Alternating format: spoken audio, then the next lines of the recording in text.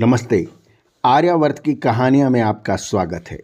हम पढ़ रहे हैं श्रीमद् भगवद गीता का 13वां अध्याय क्षेत्र क्षेत्रज्ञ विभाग योग, जिसमें भगवान श्री कृष्ण प्रकृति, आत्मा और परमात्मा के गूढ़ रहस्य अर्जुन के माध्यम से समस्त मानव जाति को बता रहे हैं। अब श्लोक क्रमांक 24 से। ध्यानेनात्मनि पश्यन्ति केचिदात्मानमात्मना अन्ये सांख्येन योगेन कर्मयोगेन चापरे।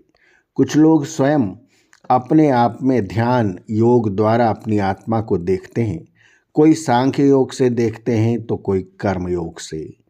अन्ये त्वेवम जानन्तः श्रुत्वान्येभ्य उपासते ते अपि चाति तरन्त्येव मृत्युम श्रुति परायणाः।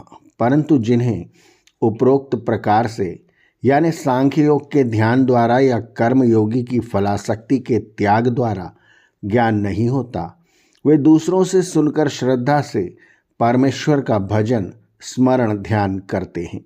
वे श्रुति परायण अर्थात श्रवण ही जिनका परम साधन है, ऐसे लोग भी मृत्यु को निसंदेह तर जाते हैं। इन 2 श्लोकों में बताया गया है कि मुक्ति के 3 मार्ग हैं।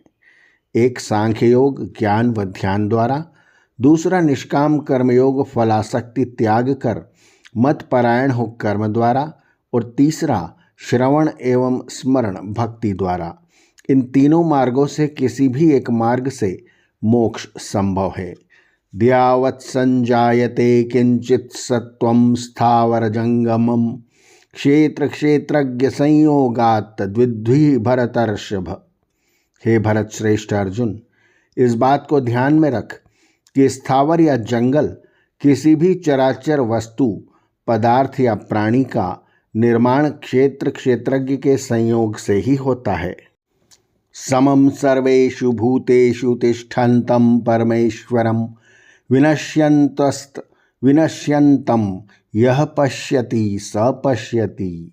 सभी भूतों में, प्राणियों और वस्तुओं में जो समान रूप से एक सा रहने वाला और सब भूतों का नाश हो जाने पर भी जिसका नाश नहीं होता, जिसने ऐसे परमेश्वर को देख लिया यानी अनुभव कर लिया, कहना होगा कि उसी ने सच्चे तत्व को पहचान लिया। समम पश्यन् हि सर्वत्र समवस्थितमीश्वरं न हिनस्त्यात्मनात्मानं ततो यति पराम गतिम।